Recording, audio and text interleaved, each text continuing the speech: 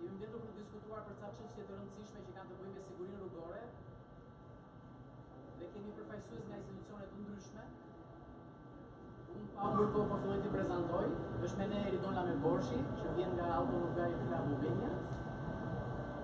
Kemi zotin Ricardo Befano, që është drejtuesi një projekti të BE-s, që merret me këto çështje të sigurisë rrugore. Kemi kolegen Ornela Kullovi, që është përfaqësuese e AMF-s. Ajo nuk është. Alo.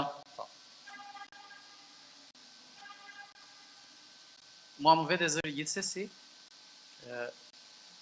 Kemi, si thash, zonjën Ornela Kullolli, ajo është përfaqësuese e AMF-s, nuk është vetëm, është bashkë me zotin Aranit Muja, që do vi pak më vonë. Gjithashtu kemi zotin Kreshtik Baraktari, që vjen nga Bashkia e Tiranës, ai do flas për mobilitetin, po do ta prezantojmë pak më vonë. Dhe kolegen Ornela Shoshi, e cila vjen nga Ministria e Turizmit dhe Mjedisit, do bëjë ajo një diskutim lidhur me çështjen e mjedisit dhe impaktit të transportit në mjedis. Duke qenë që janë diskutime shumë të rëndësishme, ne do dëshirojmë që të kishim edhe pyetje dhe komente në momentin e dur, me njëherë pas diskutimeve, të cilat do përpiqemi të jenë brenda kohës saktuar, në mënyrë që ky forum të marrë edhe atë targën që i takon, pra të jetë vërtet një forum ku edhe diskutohen mendimet që jepen nga kolegët. Menjëherë do diskutojmë për kontributin e Automotive Club Albania dhe Eridoni menjëherë do filloj të sqaroj se çfarë kontributi dhe si kanë ndikuar ata në çështjen e sigurisë rrugore.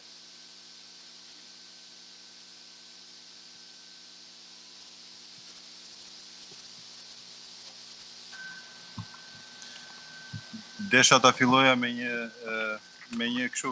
një video të shkurtër, rreth 3 minuta, për mënyrën se si Suedia në vitin 1967 zgjidhi disa nga problemet e sigurisë rrugore që ka pasur.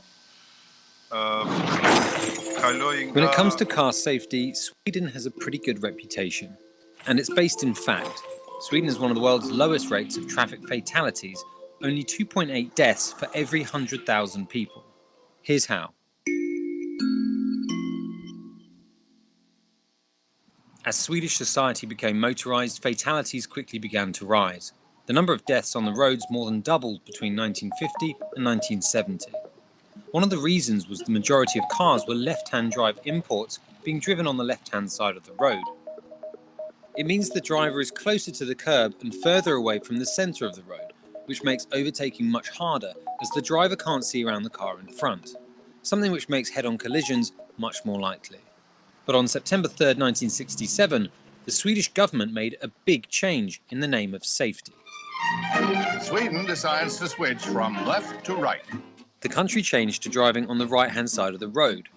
Its traffic infrastructure was completely revamped in just one day. That included changing 360,000 road signs. Understandably, safety was a huge focus. The government created a special team, the Right Lane Driving Commission, to make sure the changeover went without incident. Speed limits in urban areas were reduced.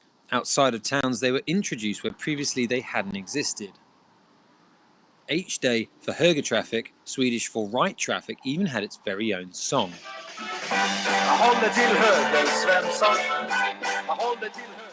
There were plenty of other everyday reminders too, like these helpful glasses or H-Day underwear.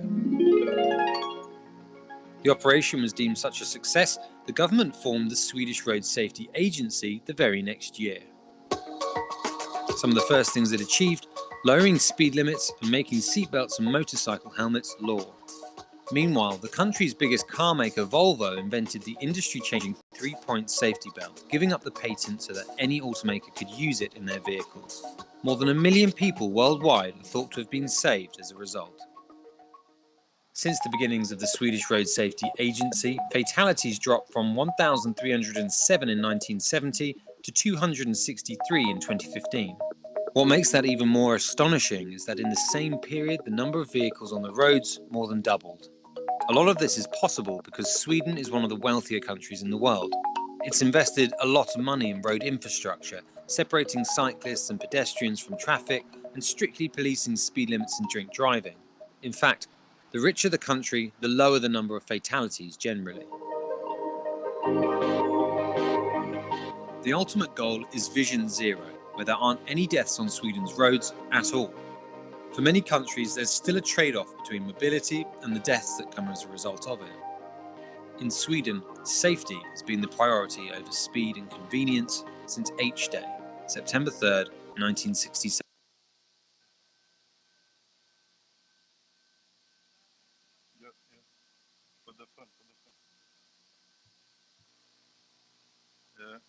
Jam I sigur që gjithsecili nga neve gjen disa pika aty që mund t'i shohin në jetën e përditshme, qoftë kjo mjetet që vinë me timon majtas, qoftë ndryshimet në infrastrukturë, qoftë shumë elemente të tjerë, domethënë që mund të shërbejnë si ngacmues edhe mund të gjejnë veten aty, qoftë përpjekjet e bashkisë për të ndarë rrugët e mjeteve nga rrugët e bicikletave, nga korsitë e bicikletave etj. Ajo që për mua është e rëndësishme është që Suedia ka vendosur që të shkojë drejt zero vdekje domethënë ka vendosur si objektiv këtë dhe punon dhe nuk lëshon për në kurisë të shpejtësisë apo të argëtimit në këtë drejtim. Gjithsesi, kalojmë tek prezantimi I Autoklub Albania. Autoklub Albania, për gjithë ata që se dinë dhe shpresoj të jenë pak, është një organizatë jo fitimprurse, organizuar si organizatë jo fitimprurse, është aktive që në vitin 2007 kur është themeluar, në vitin 2008 është bërë në vitin 2008 është antarësuar në FIA dhe është antare Arkut, që është një organizëm po prap I FIA-s dhe në vazhdimsi me modesti, po në mënyrë të vazhdueshme ka kontribuar ka dhënë kontributin e vet modest, por të vazhdueshëm në çështjet e sigurisë rrugore. Po të shkoj më tej ç'është ACA, domethënë ju shikoni disa logo këtu, që janë që për neve që jemi në ACA duam të thonë aktivitete dhe shërbime. Hey. Gjithsesi, klubi ACA ka 3 drejtime kryesore. Është mobiliteti, motorsporti dhe siguria rrugore.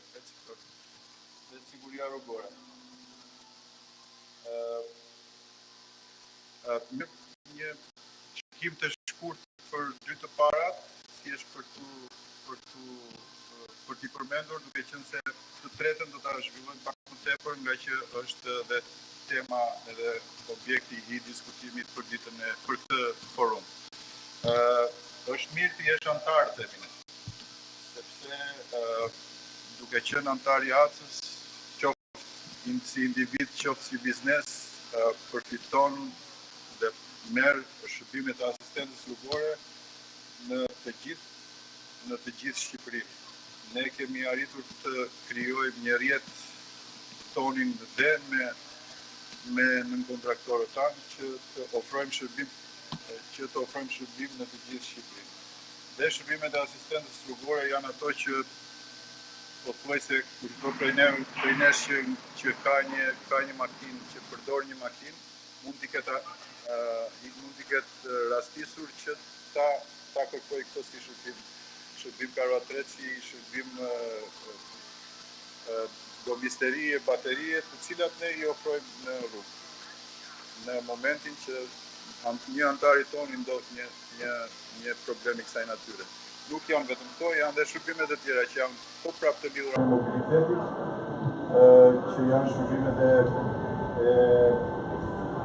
e siguracioneve apo të gjobave, dhe kjo ka bërë që numri antarëve që kemi aktualisht vit pas viti duke arritur aktualisht kemi 1500 antarë. Drejtimi I dytë I zhvillimit të ACE-s, I aktivitetit të ACE-s është motorsporti.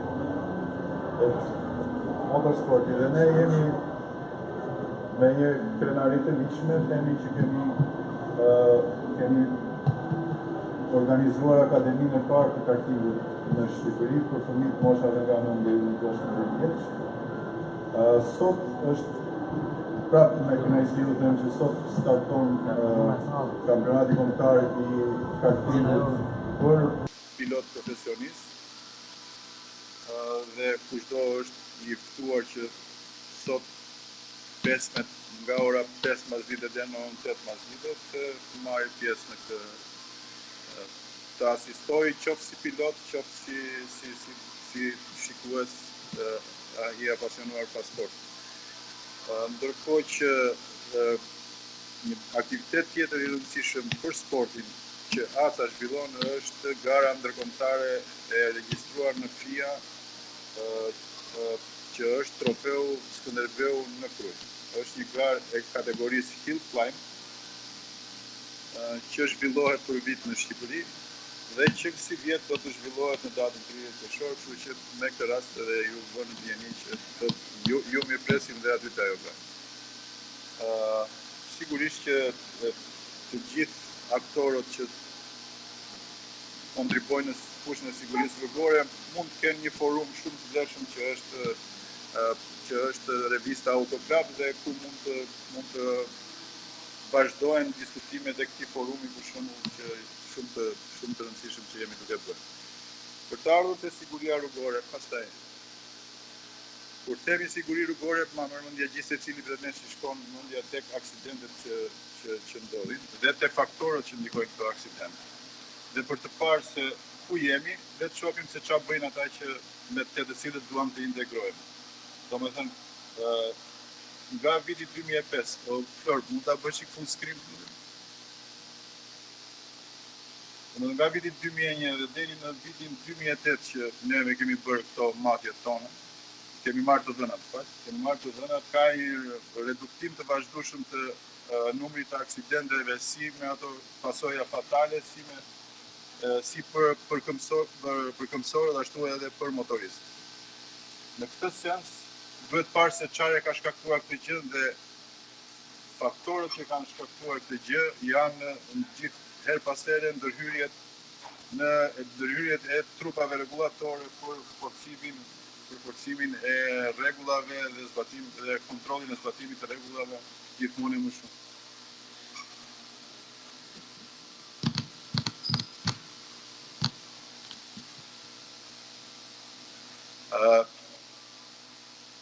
Evropa ka kaluar në shumë ndryshime rregullore shportive dhe më e fundit është ndryshimi I përcaktimit që është I vitit 2005, ndryshimi I përcaktimit të vdekjes nga aksidenti në trafik.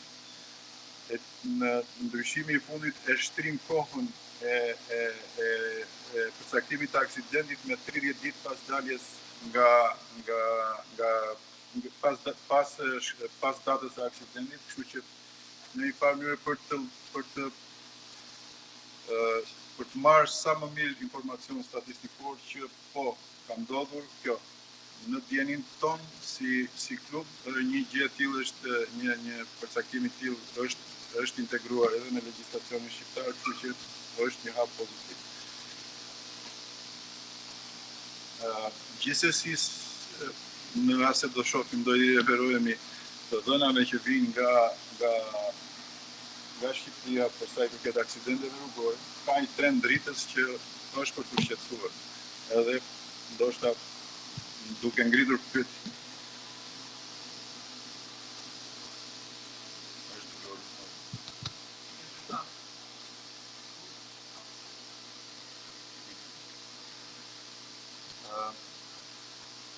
Për të kthyer tek pjesa të drejtimi I klubit ACA në sigurinë rrugore, janë 3 elementet kryesorë që ACA ka ndjekur në vazhdimsi nga momenti që ka filluar aktivitetin.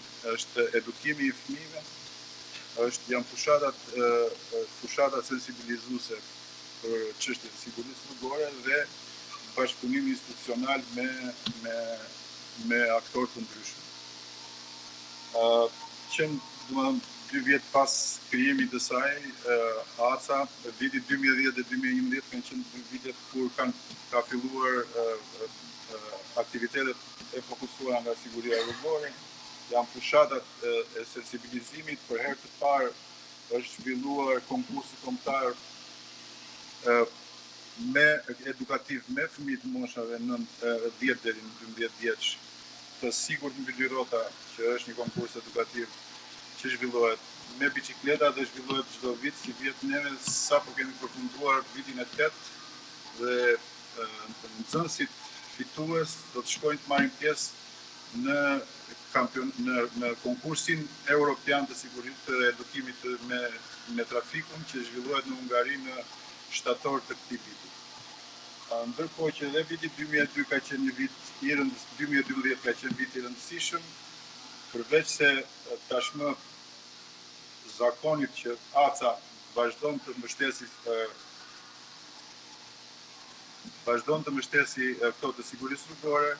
Një gjë e rëndësishme është sepse FIA vendos këtë dekadën e sigurisë rrugore dhe klubi ACA bëhet pjesë e kësaj iniciative me prezencën dhe të presidentit FIA, zoti Zotran Tot, që është angazhuar personalisht për këtë pjesë në Shqipëri, për këtë fushat. Si jemi me kohën, mbaruam? Domethënë, gjithsesi, më shumë informacion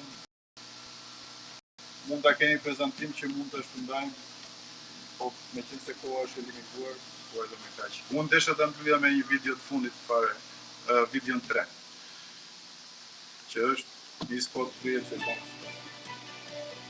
The last thing you want to do is be in an accident at the hands of, someone who is texting, or to actually cause an accident because you yourself were texting. And I'm sure anyone listening to this message wouldn't want to contribute to the statistics. So please don't text and drive.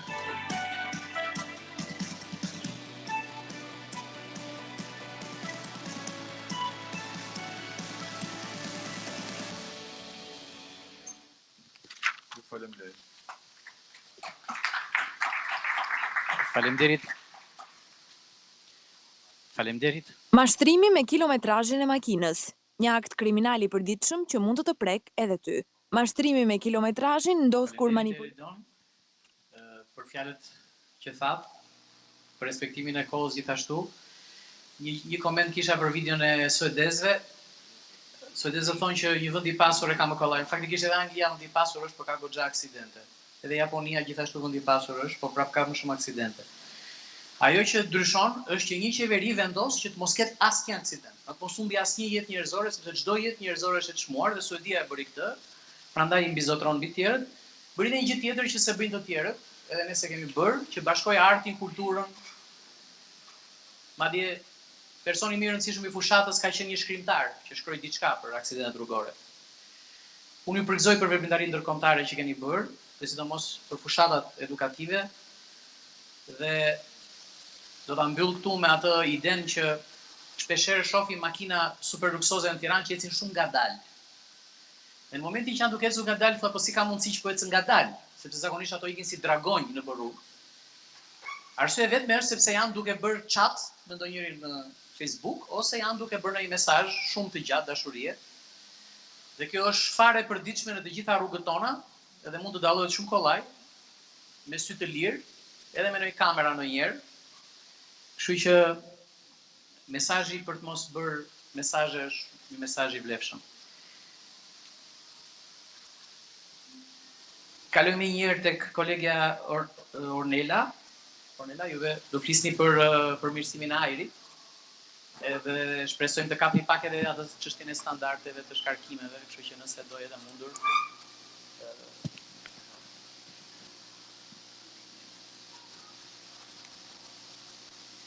Përshëndetje.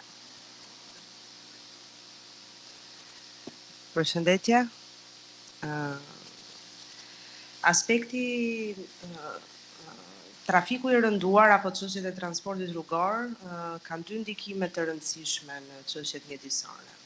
Sot në këtë agjendë kemi vendosur të flasim vetëm për aspektin e cilësisë së ajrit, por një tjetër çështje tepër e rëndësishme është edhe ndotja akustike që vjen nga trafiku rrugor.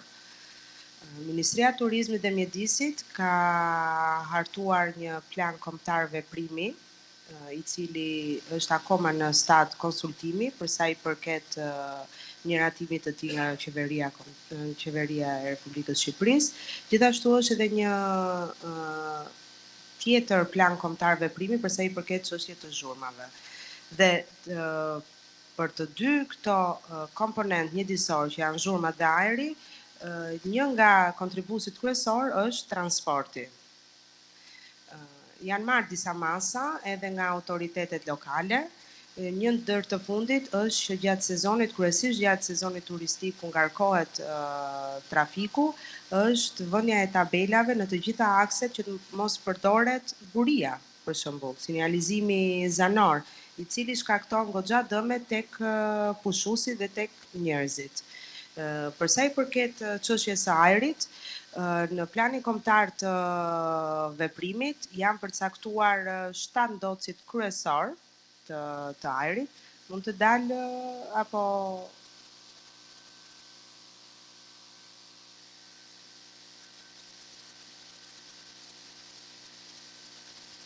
dhe ky plan i referohet disa nga burimeve të ndotjes, ku një nga më kryesorët është transporti. Normalisht ky plan është hartuar bazuar në kuadrin ligjor të Bashkimit Evropian dhe në politikat e gjëra të Bashkimit Evropian në lidhje me cilësinë e ajrit. Po të shohim, këtu është lidhja midis sektorëve të ekonomisë dhe po të shohim, i pari është transporti. Këtu flas për Republikën e Shqipërisë, për vendin tonë. Pra transporti zë peshën kryesore të ndotjes së ajrit në Shqipëri. Dhe është një nga burusit kryesor të këtyre të 7 ndocëve që listuam pak më parë, që ka të bëjë me grincat e vogla, të cilat depozitohen në shëndet, gjithashtu të nivelit të dioksidit të karbonit dhe të benzeneve. Këtu kemi pikat kryesore të Republikës së Shqipërisë, ku kemi nivelin më të lartë të ndotjes së ajrit, kryesisht dhe nga transporti. Po të shohim, zona e Tiranës është një nga zonat më të ngarkuara të trafikut në Shqipëri.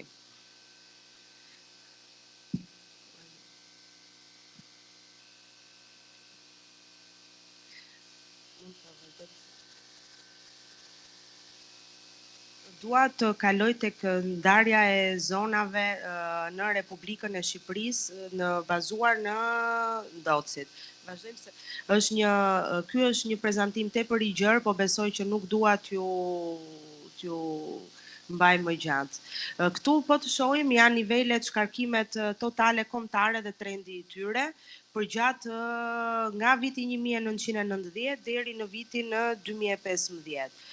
Po të shohim kemi shumë ndotës të cilët kanë qenë në nivele të larta edhe përpara viteve 90 dhe kjo i referohet ndotjes industriale në pikat më të rënduara dhe më me industri të rëndë në Shqipëri.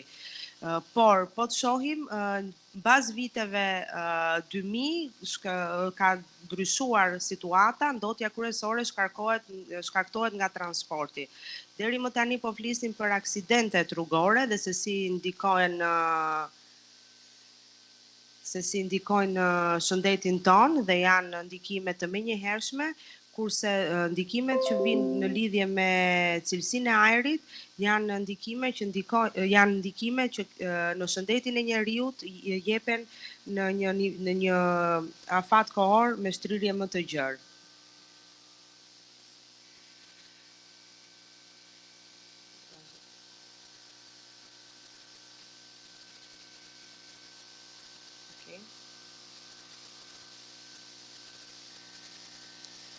Vlerësimi i cilësisë së ajrit, që të dimë se në çfarë trendi do shkojmë dhe si e kemi cilësinë e ajrit në Shqipëri, duhet kemi një sistem monitorimi tepër të bashkohor dhe sipas standardeve europiane. Deri më tani nuk mund të themi që mbulohet i gjithë territori i Shqipërisë me monitorimin dhe me pikat e përcaktuara dhe nuk monitorohen të gjithë komponentët të cilët përbëjnë cilësinë e ajrit në Shqipëri. Kemi disa pika kryesore të vendit, siç është Tirana, Elbasani, Durrës, Fier, Vlorë, Shkodër dhe Korçë, të cilët monitorojnë cilësinë e ajrit dhe por jo për të gjithë komponentët të cilët kërkohen nga Bashkimi Evropian.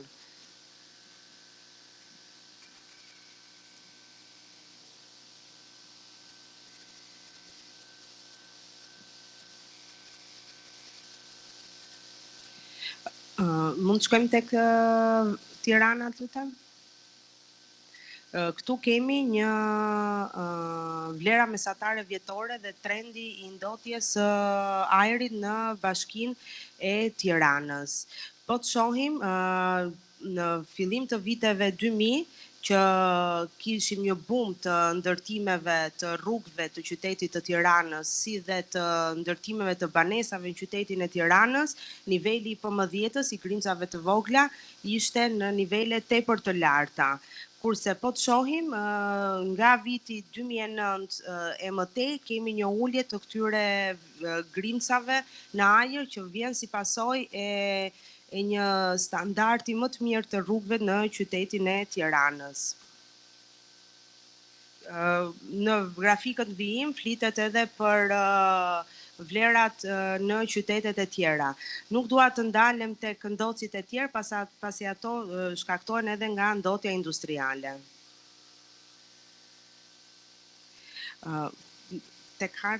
Kemi në këtë pikë kemi një hartë e cila përcakton zonat e ndotjes në Republikën e Shqipërisë. Mund kalim te slajdi tjetër? Zonat kemi zona A, që janë zonat më të ndotura në Republikën e Shqipërisë. Në këtë zonë bën pjesë që është klasi 1, pa diskutim që hyn Tirana dhe qyteti i Elbasanit. Qyteti i Elbasanit me një diferencë nga qyteti i Tiranës, përveç transportit ka dhe ndotjen industriale që ndikon jashtëzakonisht në cilësinë e ajrit. Kurse Tirana rezulton që ndotja kryesore e ajrit shkaktohet kryesisht nga transporti rrugor. Dhe klasifikimi është bërë në bazë të nivelit kritik të ndotjes, që është monitoruar deri më tani. Dhe po të shohim janë dy hotspote, le të themi, dy pika tepër të rëndësishme që është Tirana dhe Elbasani. Kurse qytetet e tjera, siç janë Durrësi, Fieri, Shkodra, Korça, të cilët këto vitet e fundit gjithashtu kanë patur një rritje të konsiderueshme të transportit, klasifikohen si zona B e ndotjes dhe kryesisht edhe në këto zona është transporti kontribuesi kryesor dhe më pas që është e gjithë territori i Republikës Shqipërisë që është zona C që nuk kemi probleme me cilësinë e ajrit. Ju më thatë për pjesën e vlerave. Të them shifra se sa janë vlerat, standardet. Atëherë standardet mund të themi që jemi në një proces të hartimit të politikave për cilësinë e ajrit. Në vitin 2016 është miratuar ligji për cilësinë e ajrit në Republikën e Shqipërisë. Tani më jemi në fazën e hartimit dhe madje është hartuar plani kombëtar për cilësinë e ajrit në Shqipëri, i cili është akoma në procedurë konsultimi. Në këtë plan janë përcaktuar edhe masat kryesore për çështjen e normave të shkarkimeve dhe si do reduktohen këto shkarkime nga sektor të ndryshëm. Pra le të themi që jemi në një fazë hartimi politikash dhe akoma nuk kemi një standard të specifikuar në legjislacionin shqiptar. Kemi një vendim të Këshillit Ministrave për procesin e monitorimit, sepse nuk mund të themi që një zonë është e ndotur në qoftë se dalin në orën 12 apo në orën 8 mëngjesit tek 21-shi, tek stacioni kryqëzimi i 21-shit dhe matim cilësinë e ajrit në atë moment, sepse do dalin në nivel tepër të lartë. Problemi është edhe i ekspozimit. Për sa kohë qëndron kjo ndotje e këtij niveli në një zonë të caktuar që të arrijmë të bëjmë një monitorim. Po t'i referohemi vendimit të Këshillit të Ministrave, kemi një prag të sipërm të vlerësimit dhe për mbrojtjen e shëndetit do të thotë që për një komponent për marr plumbin ose benzenin, do të thotë që duhet të jetë mbi 70% të kohës mbi vlerën e lejuar, që kjo të konsiderohet një zonë kritike dhe zonë e ndotur. Pra janë aspektet të monitorimit. Në qoftë se keni ndonjë pyetje. Jo, shpresoj që t'i bëjmë. Po, kur të mbarojmë, kur të jetë kohë e pyetjeve. Patjetër, faleminderit Ornela. Unë të falenderoj për fjalën. Në fakt, shqiptarët mendojnë që ka shumë benca në Shqipëri, por në fakt kam shumë benzen sesa benca. Madje po të shikosh me sy të lirë se çan nxjerrin makinat nga mbrapa, edhe mendojnë që duhet të ketë një ligj tjetër për vrasjen, se ky vrasja me thik nuk bën asnjë dëm krahasim me vrasjen me makinë. Shqiptarët kanë një mendim që thonë nuk na gjejnë gjë ne, po në fakt ndodh që na gjeka. Të gjitha shifrat flasin për rritje dhe imagjinosh që ajo konsiderohet si gjë shkencore çështja e 21 dhjetorit, por problemi është që edhe 3 sekonda të rish në atë momentin e pikut, sikur të përdit nga njerë, mbaj mend që vajti një person në Amerikë dhe u vizitua dhe i thanë që po ti pse ke pirë duan? I thaj, nuk kam pirë duan, ta ka pirë shoqe zyrës. Kështu që duhen marrë në konsideratë. Dhe fundit për Borin, them ndonjëherë që shqiptarët flasin me njëri tjetrin sikur janë elefant, komunikojnë përmes boris, nuk komunikojnë përmes. Dhe ka një ndotje që fillon që në pikë mëngjesit dhe mbaron në orët më të vona të natës, sepse muzika e makinave, përplasjet e makinave dyre, gazi që japi motorave, ose janë ca motora nuk e di që konkurrojnë tankset për nga fuqia motorike, dhe me që ju përmendët goxha ndotësit, jam i detyruar ta them këtë edhe për hatër të një debati, se mbasi shkaktohet një debat, sa të mirë jemi në shqiptarët me ndotjen. Për shembull, nëse ti e lë makinën poshtë pallatit, pra e lë makinën poshtë pallatit, për 30 sekonda do ta marrësh gjobën nëse e ke lënë që s'duhet lënë. Por mund të hedhësh çfarë të duash në ajër e në tokë, çfarë të duash, po kur them çfarë të duash, ç'të duash, edhe nuk di që ti ke ndodhur, ti ke thyrë në një gjim në këmbë. Mirë, ne do vazhdojmë me këtë ritëm. Kemi zotin Kreshtik Bajraktari që do flasi pak për mobilitetin në qytetin e Tiranës. Besoj bashkia ka një model, pra nuk ka ardhur vetëm si institucion, po ka ardhur si një model për punën e transportit, ndonjëherë një model që bllokon komplet trafikun, po që për t'ia lëmë zotit Kreshtik ta shpjegoj vetë këtë se si ndodh kjo gjë.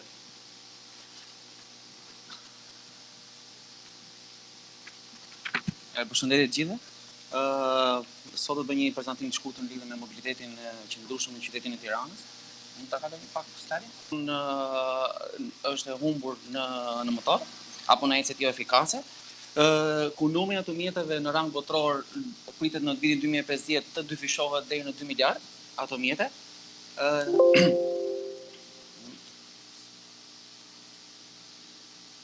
Një pikë tjetër ose minutë.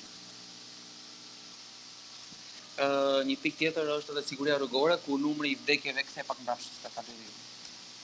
Numri i vdekjeve në rrugët në vendet kryesisht në vendet me zhvillim të ulët, ku për 100.000 banor është rreth 32%, ku kjo është statistika e vitit 2017, ndërsa në 2013 ishte 24.1%. Pra rritja e numrit të vdekjeve në rrugë është mjaft e konsiderueshme. Dhe e fundit është emetimi i gazeve të dëmshme, që transporti zë rreth 23% të ndotjes ajrit.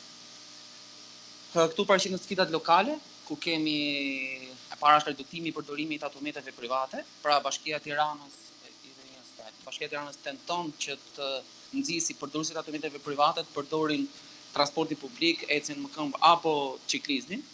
Në tabelat e djathtë, nëse ka shpejt sa të jap. Në tabelat e djathtë tregohen statistikat nga një anketimi kryer nga një kompani japoneze në vitin 2011-2012 për sa i përket mënyrave të transportit, ku lëvizja me automete private është 32%, me transporti publik pranë autobus është 36%, që është një numër konsiderueshëm, një tregues mjaft i mirë për qytetin tonë. Si dhe me mënyra të tjera si motora, bicikleta apo ecje në këmbë është 32%. Nga këto 32, 28% është ecje në këmbë. Këtu paraqitet vizioni i bashkisë, këtu lart nuk duket qartë, por tregohet piramida e përmbysur ku tregon prioritetet e bashkisë Tiranës, ku e para janë këmbësorët, nuk e tregon, janë këmbësorët, e dytët janë pedalimi, bicikletat, e treta transporti publik, mallrat, transporti i automobileve private dhe e fundit është parkimi. Këtu tregon qëllimet që janë për lëvizjen e qëndrueshme për të gjithë kategoritë e njerëzve. Qëllimi i parë është për aksesi për të gjithë kategoritë e njerëzve pavarësisht mundësive ekonomike apo sociale. Pra, të jemi të barabartë gjithë përpara lëvizjes qëndrueshme, lëvizjes mobilitetit. E dyta është eficienca, pra rritja e efikasitetit të sistemeve dhe shërbimeve të transportit, kryesisht transportit publik. E treta është siguria rrugore, pra përmirësimi i sigurisë rrugore, dhe e fundit është mbrojtja e mjedisit pra zvogëlimi i ndotjes së ajrit. Realizimi i këtyre qëllimeve do të çojë në përmirësimin e jetës, e cilësisë jetës së njerëzve, shëndetin e tyre, sidomos dhe gjithashtu dhe mjedisit. Këtu paraqiten lista e projekteve më të rëndësishme të zbatuara apo të implementuara dhe që janë akoma ende në proces, që do t'i shpjegojmë pak më vonë. Projekti i parë është qendra e kontrollit të trafikut. Kjo është salla operative e qendrës kontrollit të trafikut, e cila është në varësi të drejtorisë transportit të trafikut rrugor në Bashkinë e Tiranës, ndodhet tek godina e policisë bashkiake, thjesht për orientim, dhe punon me 2 turne nga ora 7 e mëngjesit deri në 22:30. Këtu paraqitet harta e rrjetit semaforik të qytetit, pra me pika e shile janë semaforët, kryqëzimet e parajsur me semafor, kamerat, tabelat elektronike me mesazhe të ndryshueshme dhe përveç kësaj, qendra e kontrollit të trafikut është lidhur në kohë reale me 70 semafor, me 23 kamera të monitorimit të trafikut dhe 6 tabela elektronike me mesazhe të ndryshueshme. Gjithashtu në Tiranë janë instaluar rreth 160 sensor të numërimit të automjeteve. Kjo është një shembull i sensorit të marrë nga kryqëzimi i Laprakës në rrugën Dritan Hoxha me drejtim nga sheshi Shqiponja në drejtim të Zovudzi. Siç e shikoni edhe tek grafiku, dukej që gjatë natës numri mjetave është i ulët dhe pastaj fillon piku nga ora 6-7 e mëngjesit që mund të arrijë deri në 2400 mjetra në orë. Këtu tregohet arkitektura e sistemit të qendrës kontrollit të trafikut, i cili përbëhet nga semaforët, nga kontrolli inteligjent, nga rrjeti i komunikimit, që ne kemi dy tipesh. Primari është me fibra optike dhe ai sekondari apo backupi është me karta SIM me shpejtësi 3G. Serveri qendror dhe kompjuteret operatorëve. Për çështje sigurie, i gjithë ky rrjet është i mbrojtur nga një virtual private network, nga një VPN, me qëllim që hakerat apo kush dashakeq të tjerë nuk kanë mundësi aksesi tek qendra e kontrollit.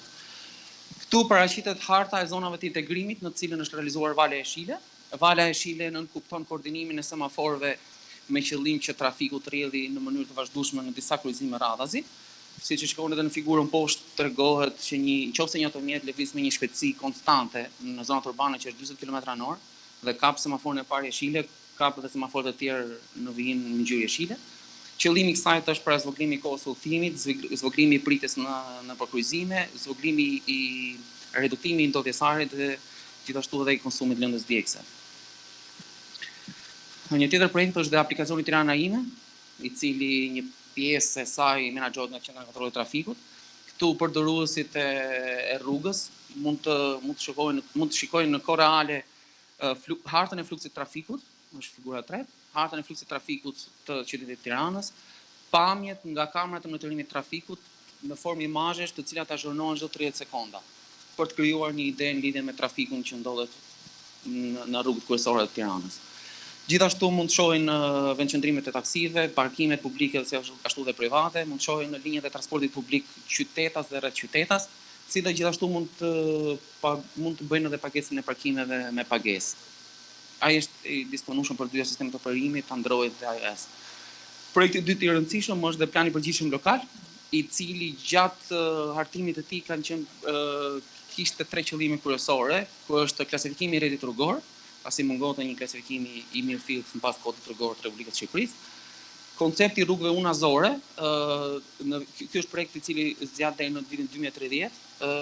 Rrjeti rrugor i Tiranës përbëhet nga 5 unaza, ku unaza e 2 dhe e 4 do të jetë posaçërisht vetëm për transportin publik dhe të tjerë do të jenë për transportin publik bashkë me automatet private.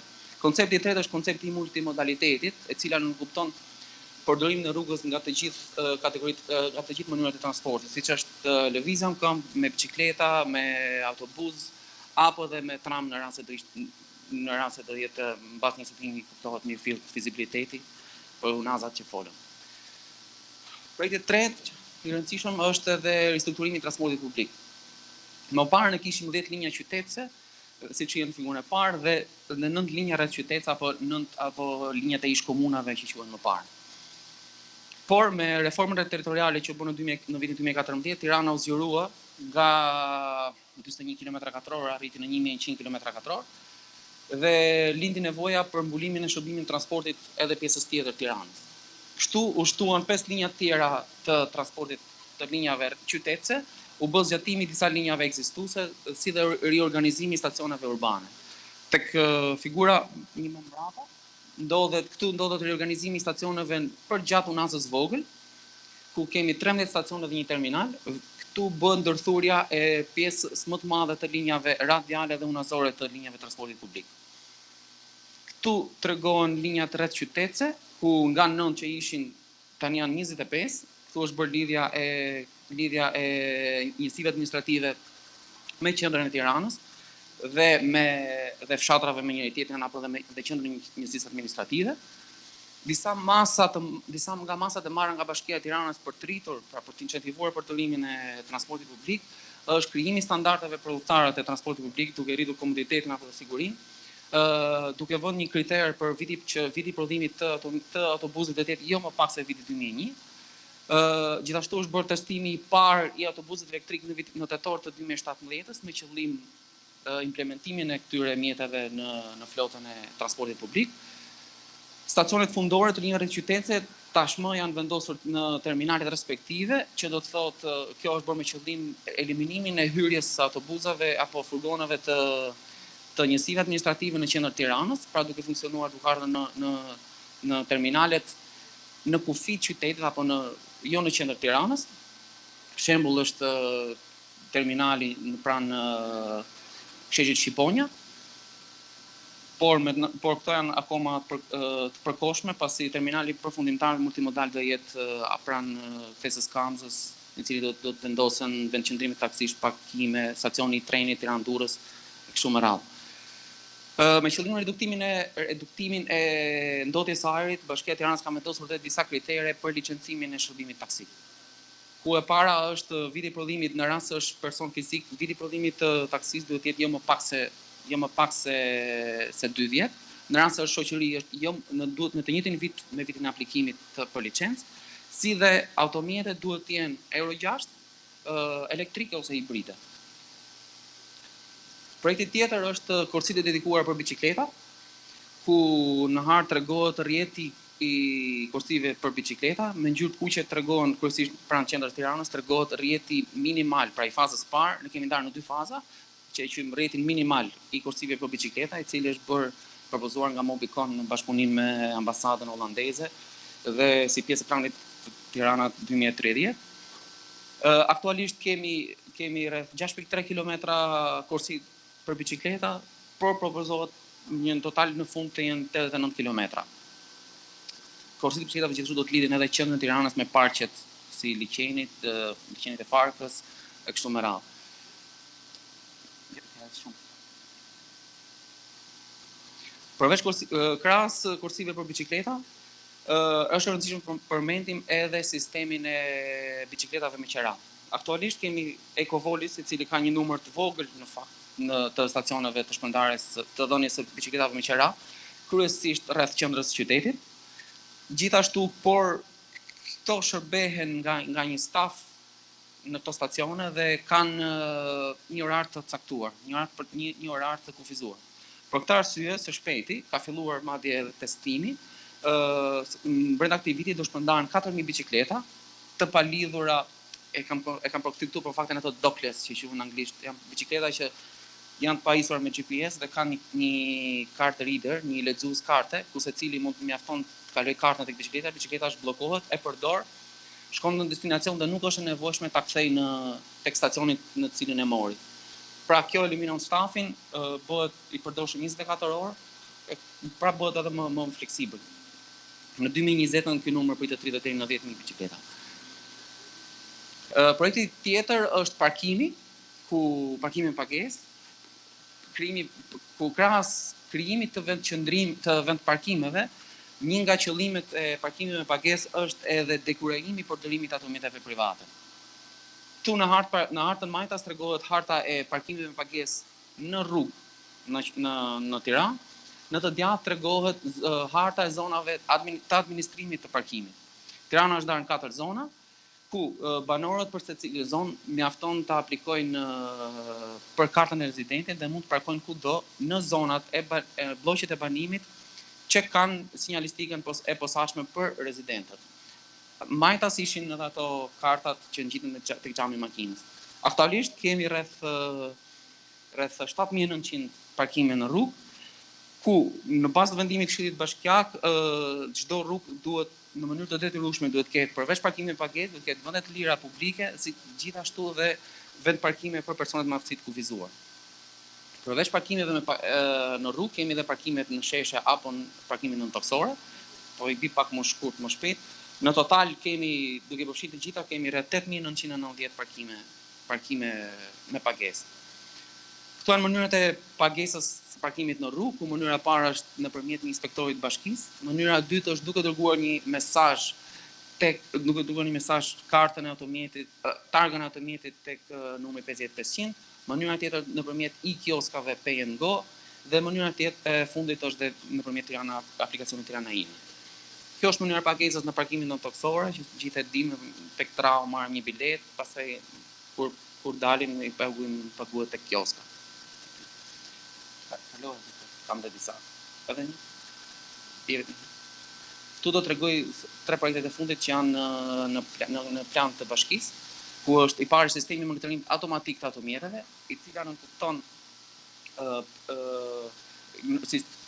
prioritizimin e transportit publik duke instaluar disa sensorë në kryqëzime dhe në autobus. Kur autobusi afrohet kryqëzimit, semafori kthehet automatikisht në ngjyrë jeshile. Këto sensorë mund të instalohen gjithashtu edhe tek mjetet e ambulancave apo zjarrfikseve me qëllim për të dhënë prioritetin e tyre.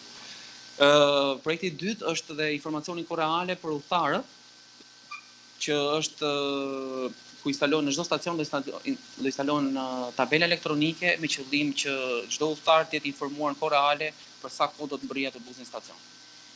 Projekti tjetër është implementimi i autobuseve me emetim të ulët, siç është preja dhe më përpara është testuar autobusi i parë elektrik, i cili rezultoi me sukses në linjën e Finsut të Kombinat, që është me numrin më të madh të udhëtarëve. Aktualisht Bashkia e Tiranës është në proces për të kuptuar se cila është teknologjia më e mirë, pra pikat e karikimit, stacionet e karikimit, bateria që duhet përdoret për këtë autobus, kostot apo incentivat që duhet përdoren për operatorët e autobusëve. Projekti i tretë i rëndësishëm është edhe biletimi elektronik, për të cilën referencat e teknologjisë, operimet apo të gjithë tjerat procedurat janë gati, janë përfunduar. Operatori bilet elektronik do të operojë në mënyrë të pavarur nga operatorët e autobusëve. Tre nga avantazhet kryesore të biletimit elektronik është evitimi i evazionit fiskal dhe për sa i përket analizimit të transportit, ai krijon një database televizis, një database të saktë televizis së udhëtarëve, duke shërbyer më tej për një analizë më të thellë të transportit të udhëtarëve. Mendoj fola I ra shumë shpejt e shkurt, por nuk e di sa qartë. Po, faleminderit Krishnik.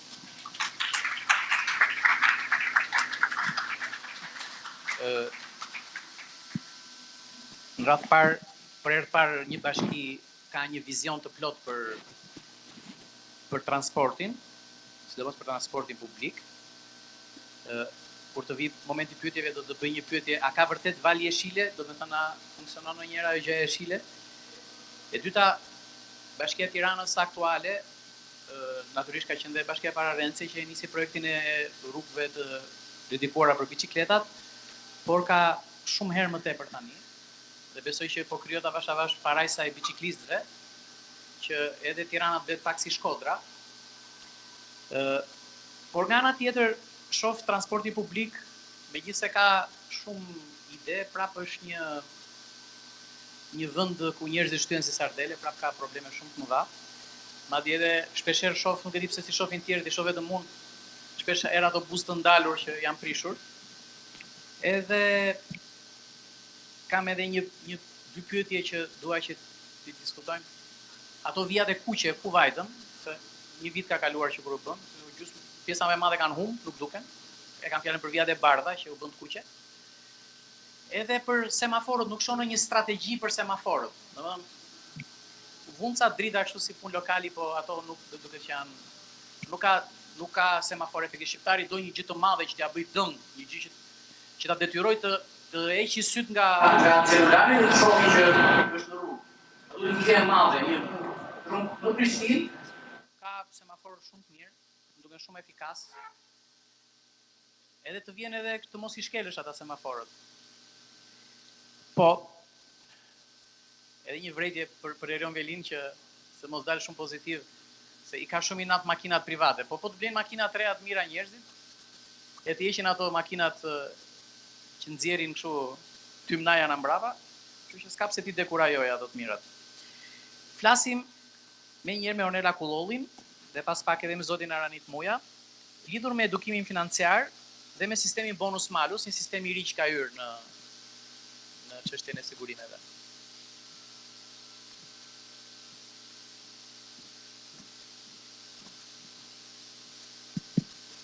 Përshëndetje.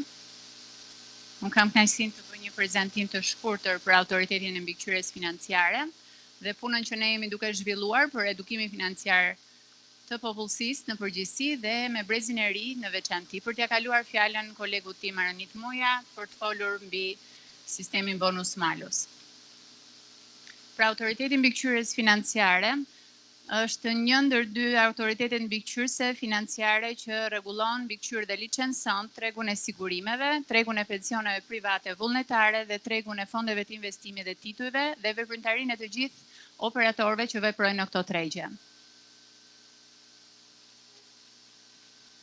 Për të bërë pak historik, autoriteti i mbikëqyrjes financiare u krijua në vitin 2006 nga bashkimi i 3 institucioneve të tjera më të vogla, përkatësisht Komisionin e Letrave me Vlerë, Inspektoriatin dhe Instituteve Pensione Private Suplementare dhe Autoritetin e Mbikëqyrjes së Sigurimeve. Pra, u krijua Autoriteti i Mbikëqyrjes Financiare në zbatim të ligjit nr. 1572 si institucion juridik publik i pavarur që raporton në Kuvendin e Shqipërisë. Ky ligj pësoi një ndryshim shumë të rëndësishëm për ne në vitin 2014, i cili na dha pavarësi më të madhe institucionale, financiare dhe operacionale.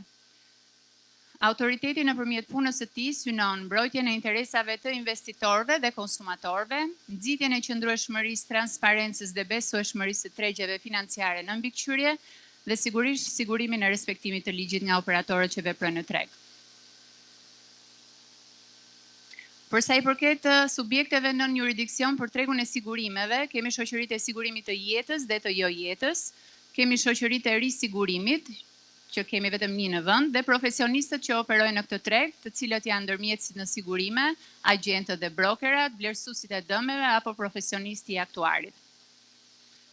Kjo është një panoramë e tregut të sigurimeve për vitin 2017 për treguar kompanitë dhe tregu i përqendruar në sigurimin e jo jetës dhe sidomos në sigurimin e detyrueshëm. Kur ndërkohë, po të shikojmë të hedhim një vështrim në vendet e rajonit, janë sigurimet vullnetare, ato që zënë peshën më të madhe specifike.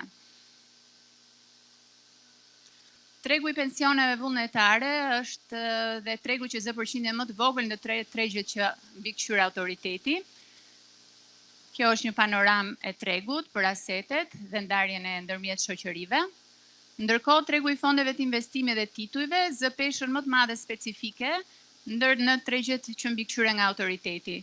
Risi është dhe licencimi i bursës së parë shqiptare, e cila filloi live, po themi në muajin shkurt të këtij viti. Gjithashtu ne si autoritet bëjmë gjithmonë ato paralajmërimet tona për të pasur kujdes kur investohet, vetëm atëherë kur të ketë njohuritë e duhura financiare për të investuar. Këtu kemi edhe një panoram të strukturës aseteve të fondit investimit, ku pjesën më të madhe e zën obligacionet qeveritare. Ne si autoritet mbikëqyrës, komunikimin dhe marrëdhënien me publikun i kushtojmë një rëndësi shumë të veçantë.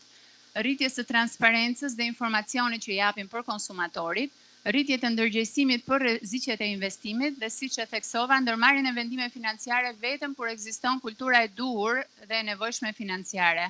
Ajo që ne kemi vëre është që kemi një edukim në nivel shumë të ulët financiar. Tre janë këto aspektet kryesore të marrëdhënieve të individëve me sistemin financiar. Ne si autoritet mbikëqyrës kemi nisur dhe kemi për detyrë informimin dhe edukimin financiar të publikut, si dhe mbrojtjen e konsumatorëve dhe investitorëve financiar për të mundësuar aksesin në produktet e ndryshme financiare. Çfarë masash po marrim ne si institucion për rritjen e besimit konsumatorit apo investitorit? Tashmë ne kemi një skuadër të dedikuar për mbrojtjen e konsumatorëve dhe një skuadër të dedikuar për edukimin financiar. Vitin që shkoi, Bordi i Autoritetit Mbikëqyrjes aprovoi strategjinë për rritjen e besimit konsumatorit dhe investitorit në tregjet financiare në mbikëqyrje, me qëllim zhvillimin e një kulture financiare nëpërmjet informimit dhe edukimit të popullsisë. Skuadra e dedikuar për mbrojtjen e konsumatorit shqyrton dhe verifikon ankesat e ardhura nga konsumatorët. Po të shikoni në faqen tonë zyrtare online, ka informacion pafund për të gjithë të interesuarit, por që në bazë të klikimeve shohim që nuk ka shumë akses. Tashmë kemi një rritje, kemi vërej një rritje të ankesave të ardhura në autoritet, e cila në një anë na gëzon, sepse e dim ku të shkoni për ndihmë apo ku të merrni informacion për ndonjë ankesë që secili nga konsumatorit ka. Kjo skuadër pasi vjen ankesa kërkon nga subjektet e mbikëqyra korrigjimin apo rishqyrtimin e çështjeve dhe i shpjegon konsumatorit rrugën ligjore në mënyrë sa më të qartë. Ndërkohë, skuadra e dedikuar për edukimin financiar zhvillon trajnime për të gjithë profesionistët në tregjet që mbikëqyren. Pra zhvillojmë trajnime për formim profesional për gjithë ata individ të cilët dëshirojnë të fillojnë një karrierë në një nga tregjet që mbikëqyr autoriteti, apo të gjithë ato profesionistë të cilët janë të pajisur me një licencë dhe organizojnë trajnime për edukimin e tyre në vazhdimsi për të përditësuar dijet e marra me njohuritë të ndryshme për të updateuar dhe me të rejat e fundit në treg. Kemi pak lart. Rritje të kapaciteteve profesionale të vetë stafit të autoritetit dhe gjithashtu implementimin e aktiviteteve të strategjisë për edukim financiar që Bordi i Autoritetit, siç e përmenda, ka aprovuar vitin që shkoi. Për këtë strategji, ne kemi identifikuar ato target group, grupet e interesit të cilat ne synojmë t'i arrijmë nëpërmjet aktiviteteve të ndryshme dhe kemi nisur duke shkuar në çdo universitet, mund ta kalosh Dani. Kemi nisur duke shkuar në çdo universitet në vend, publik apo privat, për të bërë prezent autoritetin e mbikëqyrjes. Kemi folur me studentët, mbajmë leksione të hapura, kemi nënshkruar marrëveshje bashkëpunimi me këto universitete për të vijuar më tej bashkëpunimin. Stafi jonë është prezent, i kemi ftuar në të gjithë aktivitetet që ne zhvillojmë. Tashmë sapo mbaruam konferencën e parë për studentë akademik, ku ftuam të gjithë studentët akademikët të punojnë punime të ndryshme me çështje me interes për autoritetin, për tregjet që ne mbikëqyrim, për të mundësuar që të rinjtë e sotëm të fillojnë të flasin, të kërkojnë, të diskutojnë për autoritetit dhe tregjet që mbikëqyren nga autoriteti dhe produktet që janë në treg. Tashmë për t'i dhënë brezit të ri dhe një incentiv tjetër për të kërkuar për autoritetin e mbikëqyrjes financiare, ne kemi hapur faqen në Facebook, njërisi e fundit e autoritetit, dhe kemi pasur goxha klikime nga të rinj sidomos. Pa humbur kohën, dëshiroj t'ja kaloj fjalën në kolegut tim aktuar, Aranit Moja, për të folur për sistemin bonus malus. Faleminderit.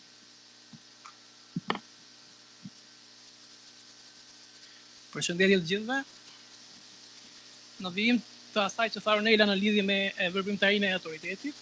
Autoriteti ka hartuar projekt ligjin në lidhje me sigurimin e detyrueshëm motorik në sektorin e transportit, pikërisht, ku një ndër risitë e projekt ligjit është dhe implementimi i sistemit bonus malus në tarifimin e produktit të PL-së së brendshme. Sistemi konsiston në penalizimin të drejtuesve të automjeteve të cilët shkaktojnë dëme gjatë periudhës së sigurimit dhe me favorizimin e tyre ekonomik, që konsiston në uljen e pagesës së primit në rast se të siguruarit nuk kanë shkaktuar dëme gjatë periudhës së sigurimit. Nëse mund të shkojmë tek faqja 1. Jam munduar ta paraqes në mënyrë teknike, ku sistemi konsiston në 18 klasa, gjithsej, ku klasa më e mirë do jetë klasa 1, klasa më penalizuese do jetë klasa 18. Për çdo klasë do kemi një koeficient primi të lidhur pikërisht me klasën, ku siç e shpjegova, koeficienti 1 do jetë ai që të siguruarit në atë klasë do paguajnë më pak prim dhe koeficienti 18 do jetë koeficienti në të cilën të siguruarit do paguajnë më shumë prim ose që do jetë dyfishi i primit mesatar të sotshëm.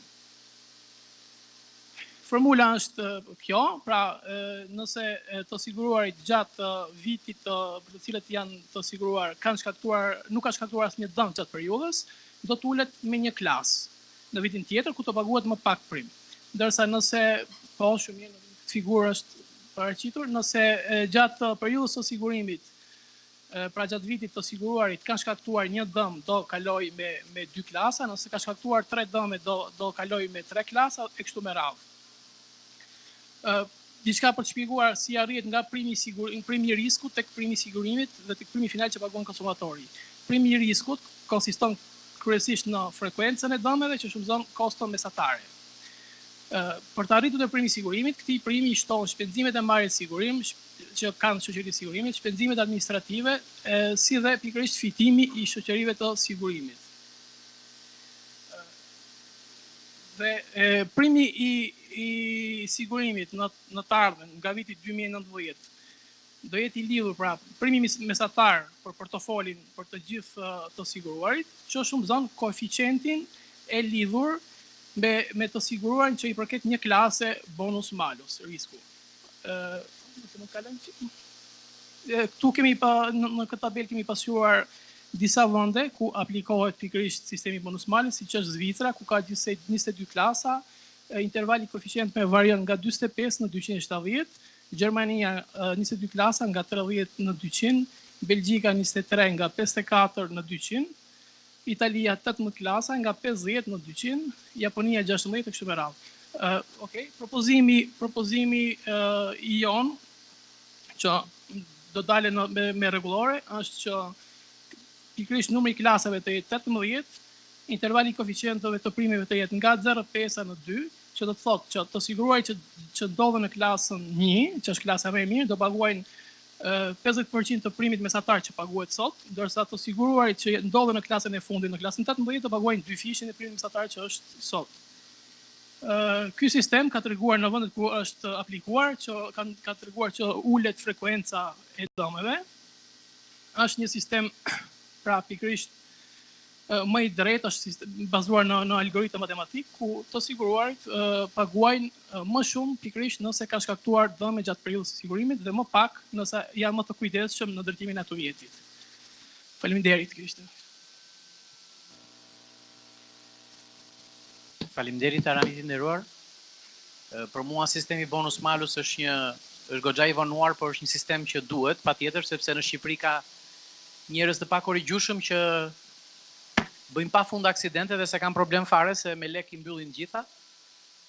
Dhe Kishim dhe një koleg këtu nga policia e shtetit, po se duket ka ndodhur ndonjë gjë e rëndë dhe iku. Doja t'i kujtoja, me që kanë bërë dhe ulje të aksidenteve, që se dim se ka ulje në fakt. Po vetëm në 10 ditët e fundit ka ndodhur këto ngjarje që do them tani njëra pas tjetrës. Një djalë 18 vjeç, si puna juaj, humbi jetën, u shtyp në rrugë.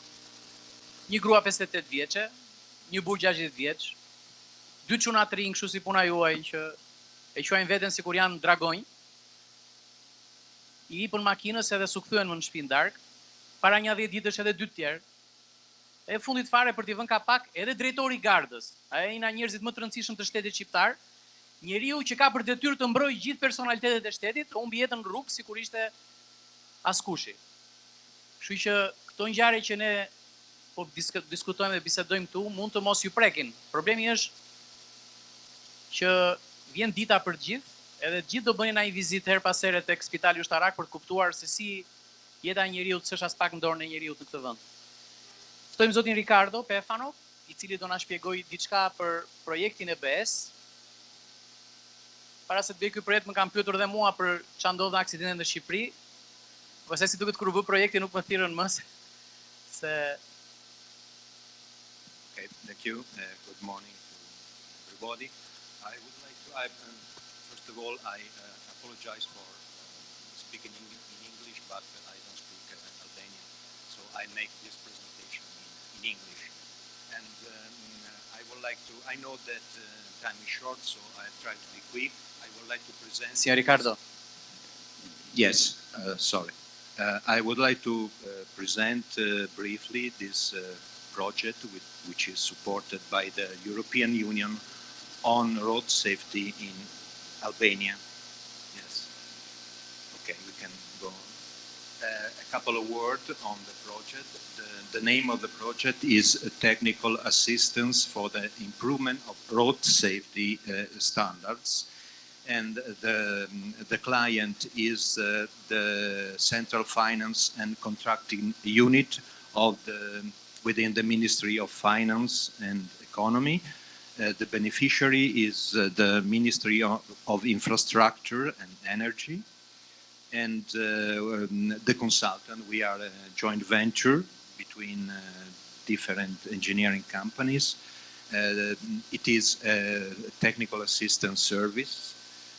We start around 1 year ago, and the project lasts 24 months and will end next April.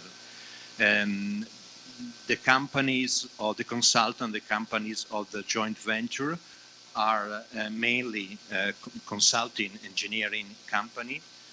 SPEA Engineering is the leading company, which is part of the Atlantia group that includes Autostrade per l'Italia, which is the second largest toll motorway concessionaire in the world.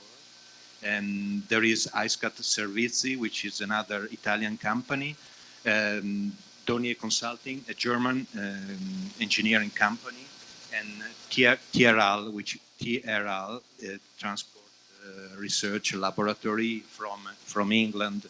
And they are specialized in, among other things, in road safety. The background.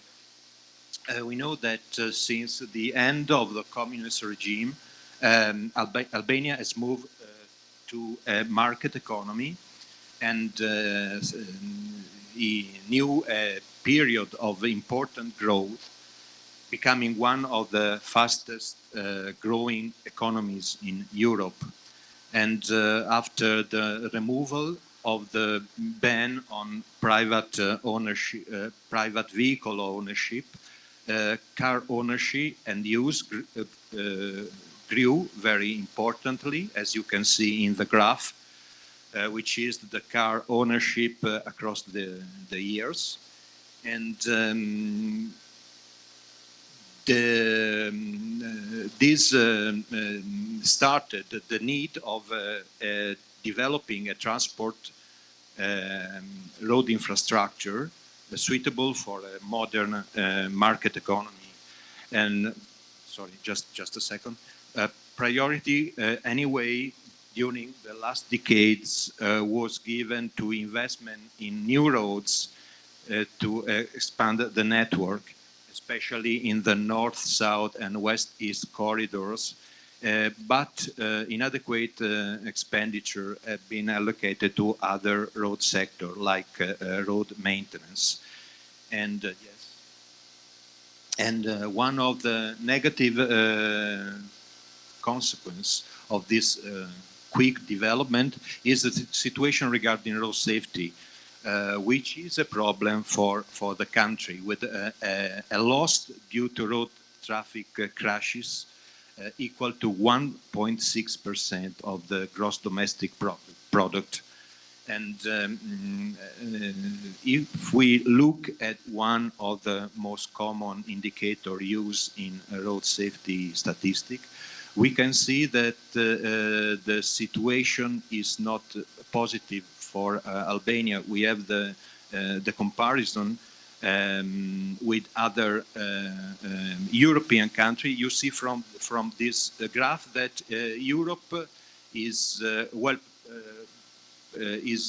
well performing in road safety, because that indicator, which is the road deaths per 100,000 population, show that Europe is performing well.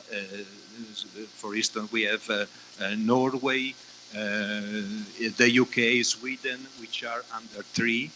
If we look at this graph, we see that Albania has 15 deaths per 100,000 people, while, for instance, Italy has 6, Germany 4, the UK, as I said, just under 3.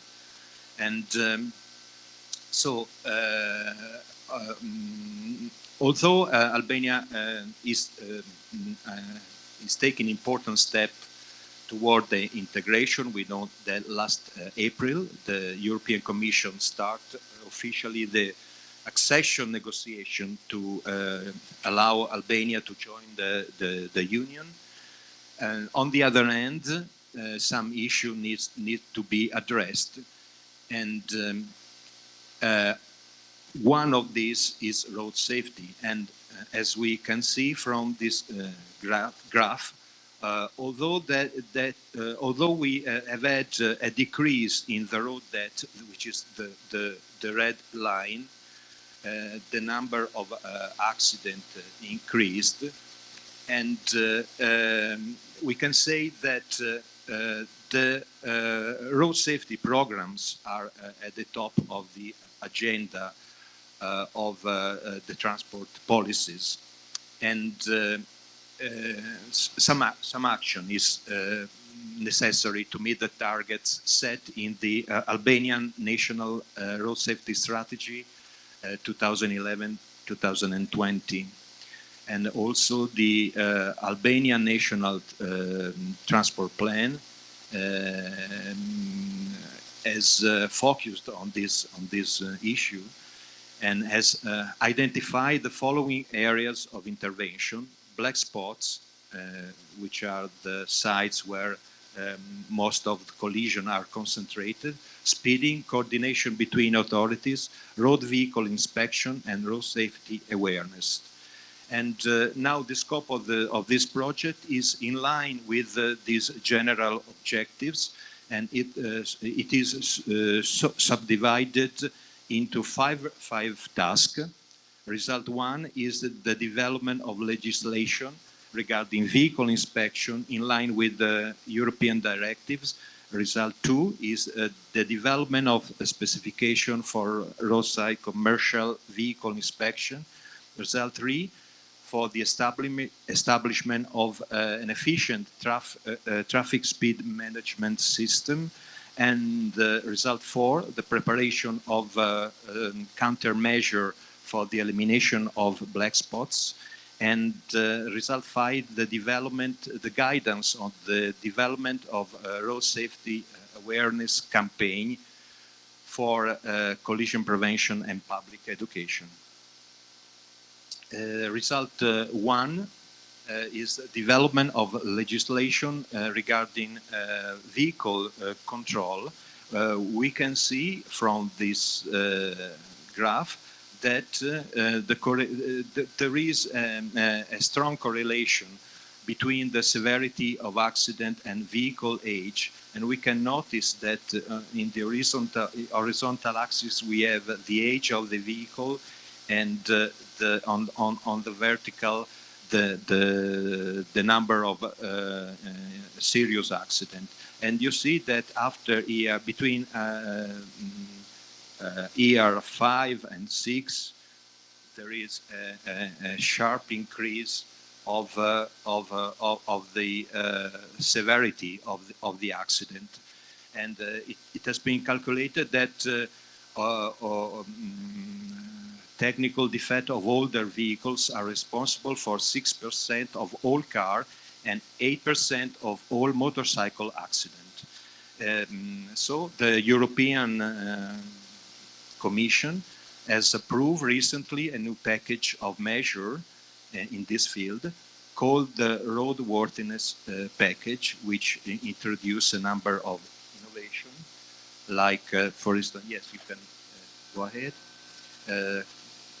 the testing for motorbikes, and keeping in mind that motorbike young riders are one of the highest risk road user groups, the increasing of the frequency of periodic tests, the improvement of the quality of the vehicle test, and the control of the electronic safety components. And this roadworthiness package is divided into 3 parts: periodic roadworthiness test, which are already operating in the country, the technical roadside inspection of commercial vehicles, which is absent in Albania and which is the object of the next task, and vehicle registration. So we can go ahead. Result 2, as I said, is concerned with the development of this specification for roadside commercial vehicle inspection between periodical inspection, and the following aspects were developed: the preparation of the specification themselves, for the supply and installation of the equipment for carrying out these checks, the assistance on the location and placement layout of these checkpoints, the definition of frequency and timing of inspection, and the assistance in the procurement process. The general goal of this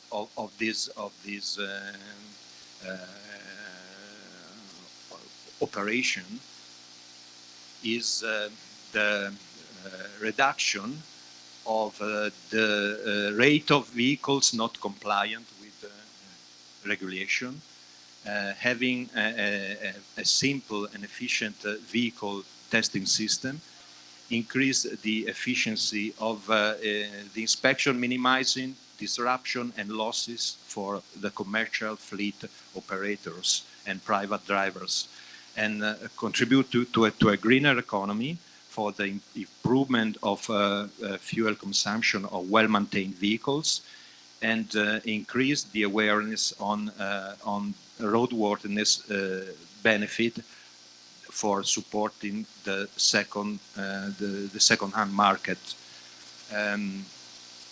We have here, I probably can go faster because I know that time is very short. In any case, among the result of the study was the advice to use a mobile station instead of fixed station. We have provided guidance on the location. This is the initial proposal for the location of these checkpoints, which are determined by several factors, like the transit traffic, the number of registered vehicles by regions, the distribution of vehicles by age and the choice of suitable physical location for the installation. We then proposed the final solution,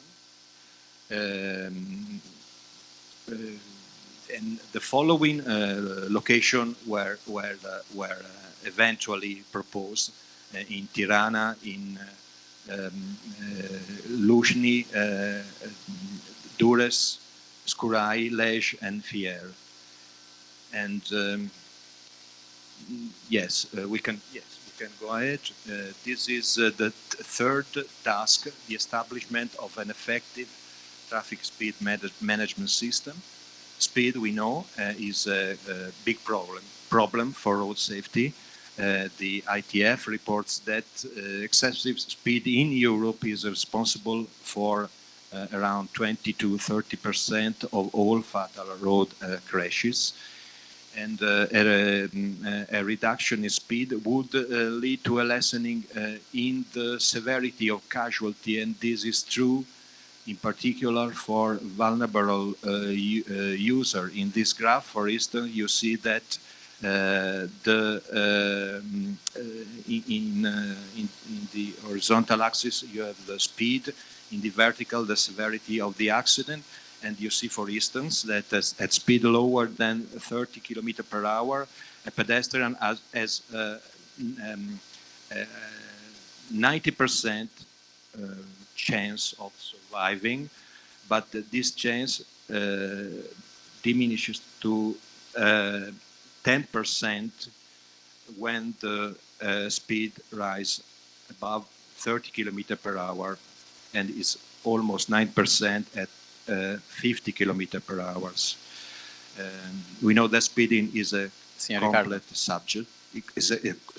Complex subject, and it needs a multi-sectoral approach, which involves design, engineering, enforcement, and education. And all this system is called speed management system. Finito. Già da tempo. Yes, I'm sorry. We can very quick.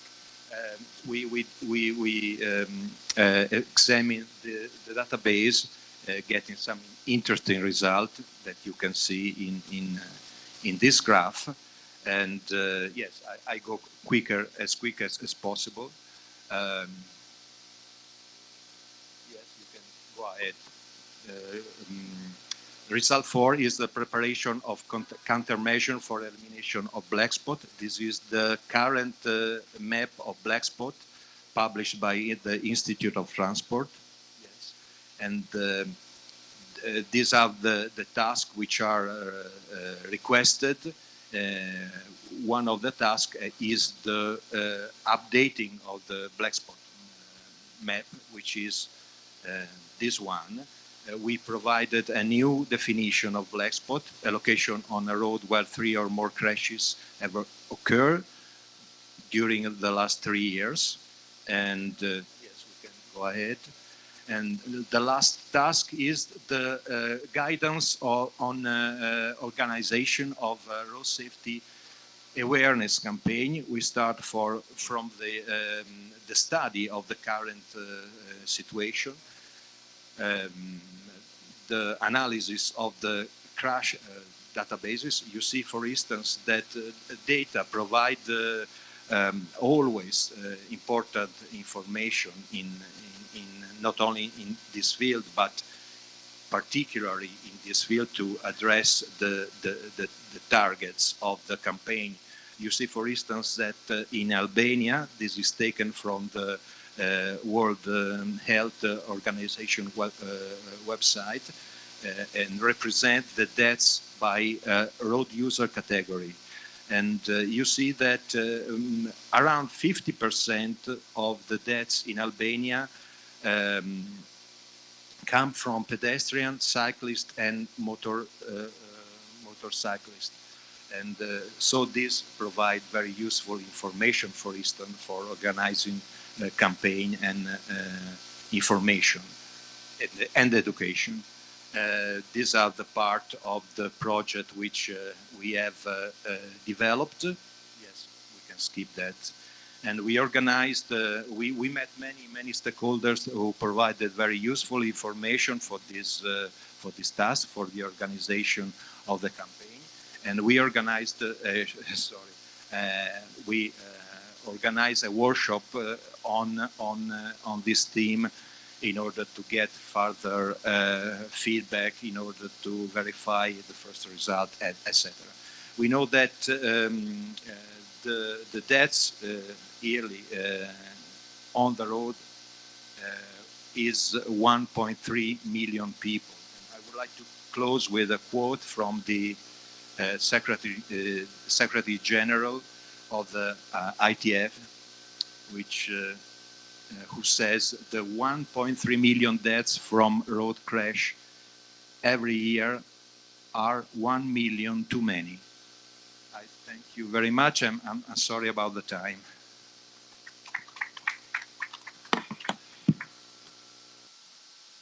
Signor Riccardo, vi ringrazio per questa presentazione, molto interessante. Già che da anni mi sono occupato sull'educazione in questo campo, pensavo che poteva essere utile anche al vostro progetto, perché nella fase preliminare c'ero anch'io che ho dato le mie opinioni su queste cose. Tani ti lëm çik vend pyetjeve duke falënderuar ata qendrestarët që patën durimin e dur. Ty lëm hapësirë atyre, nëse ka ndonjë koment, ndonjë merak, nëse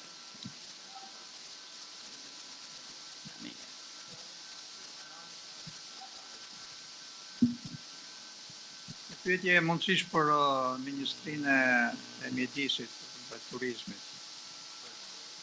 Me qenë se transporti që nga, domethënë, shkaku kryesor i ndotjes së ajrit në Shqipëri. Dhe ma hamendja që kjo shkaktohet në një mas të madhe nga prania e madhe në Shqipëri e veturave të vjetra. A ka ndonjë plan të afërt Ministria në këtë drejtim për kufizimin e qarkullimit të këtyre veturave ose të hyrjes në Shqipëri të këtyre veturave?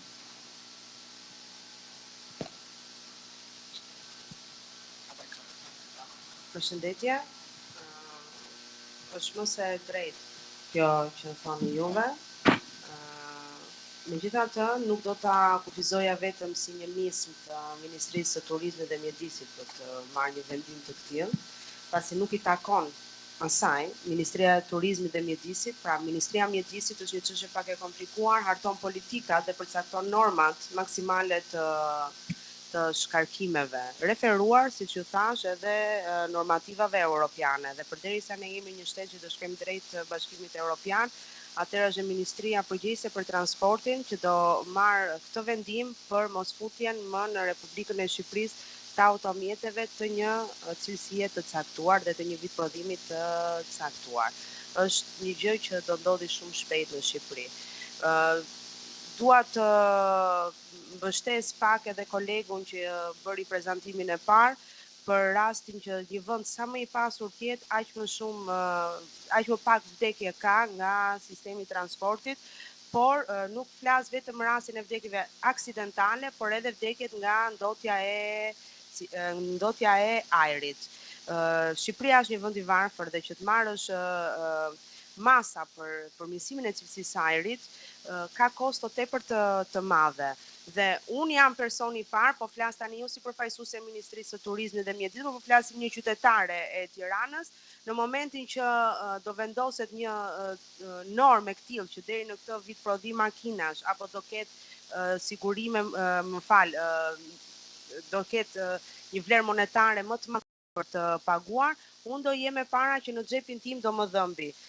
Plus që ne nuk kemi një popullat të ndërgjegjësuar se kush janë dëmet që vijnë nga ndotja e ajrit që shkaktohet nga makinat me një jetëgjatësi tepër të madhe. Janë disa gjëra që edhe në rastin e transportit në Bashkinë e Tiranës, në momentin që do përdoren autobuza me një cilësi karburanti më të mirë apo do rritet cilësia e taksive që lëvizin, do rritet kosto, do e paguaj më shtrenjtë taksin, do paguaj më shtrenjtë biletën e autobusit, por janë disa gjëra që ne duhet shkojmë drejt këtyre. Por është vështirë që të perceptohen nga njerëzit, është shumë e vështirë. Faleminderit. Për të dhënë një përgjigje, në dijenin time është plani masave shumë shpejt do zbatohet. Është në Ministri i Transportit është bësh gati plani kombëtar, do digjen shumë makinat vjetra. Mund të çike të vepruar, po kështu është vendos.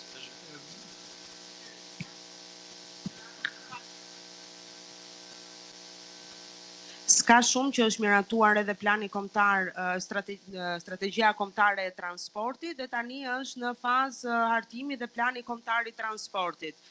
Normalisht edhe strategjia kombëtare e transportit është nënshtruar një procedure të vlerësimit strategjik mjedisor, parë në këtë vështrim mjedisor, gjithashtu edhe plani do t'i nënshtrohet kësaj procedure, të cilat këto masa duhet jenë në përputhje me direktivat e Bashkimit Evropian. Tani më nuk kemi ngatluar, nëse do hapim negociatat, patjetër do kemi përmirësime. Po të mbetemi prapë tu ke çështjet e mjedisit, se themi nuk kemi para, do shtrëngohemi, do bëhemi.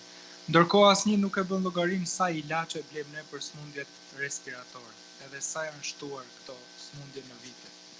Kanceri është i fundit, po fillojnë që me alergjit, kemi fëmijët 5-6 vjeç me gjithë me alergji. Nuk kemi pasur kështu më përpara, nuk ka ndodhur ndonjë gjë e zakonshme në Tiranë. Thjesht janë shtuar këto makinat me moshë mbi 20 vjet, që hyn pas një lloj kontrolli. Jo vetëm kaq, ku mund të dalin të ardhurat. Këto makinat që janë këtu poshtë e kanë ndotjen pothuajse zero. Janë gjitha Euro 6 e gjeneratës fundit. 6A, B, C, këto këtu janë D. Makinat e prodhuara në vitin 2018 respektojnë normën Euro 6D. Ndërkohë që mjetet në Shqipëri janë me moshë mesatare mbi 20 vjet.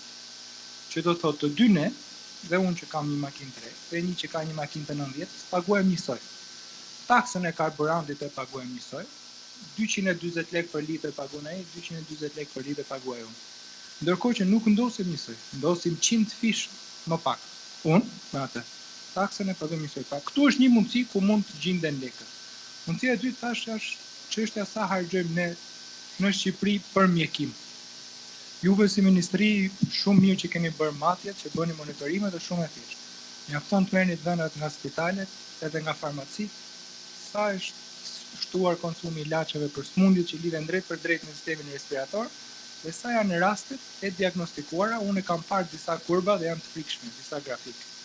Kështu që nuk kemi afër Malnezi, kemi afër Maqedoni, nuk po krahasohemi me vende tjera. Mund të shohim çfarë kanë bërë këta. Turpësh që të marrim shembull nga ata, po janë shumë më mirë se ne në këtë aspekt. Keni shumë të drejtë.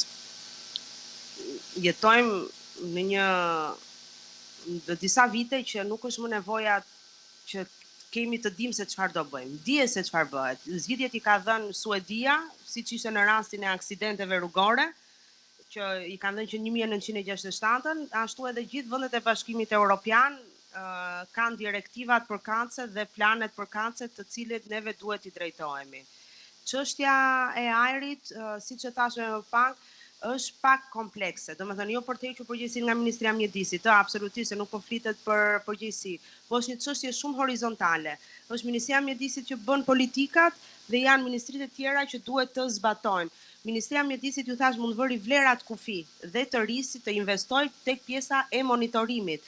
Dhe këto që thatë ju, përsa i përket makinave të reja, për pjesën e taksimit, janë të tjera institucione që duhet të marrin masa për të zbatuar planin kombëtar të veprimit për përmirësimin e cilësisë ajrit. Pra ngarkohen dhe janë edhe disa vendime politike dhe qeveritare të cilat do ndërmerren së shpejti, nëse duam të shkojmë në familjen e madhe europiane.